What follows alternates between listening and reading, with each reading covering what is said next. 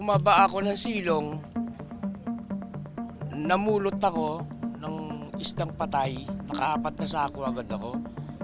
Paglingin ko dito sa lugar na to, ang kapal.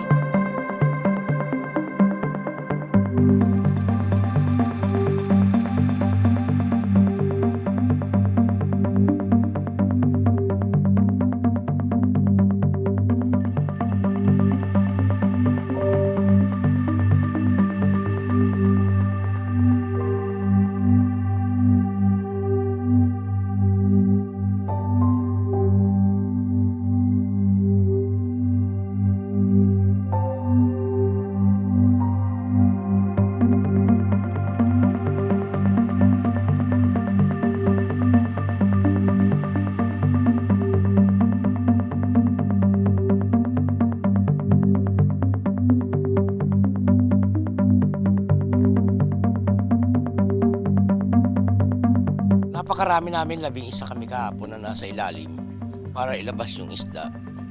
Basura, putik, napakahirap po, napakabaho ng paligid mo, dinadakot mo isda.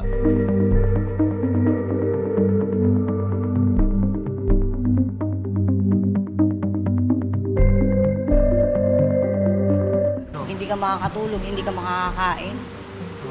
Dahil yung amoy pa lang, pag naamoy mo, masusuka ka na eh. Sobrang baho na po talaga, hindi na po kaya ng iba nananakit na po at yan. Nakakawawa yung mga baby, mga batang maliliit pa po. Yung iba may mga hika, hindi nila kaya yung amoy.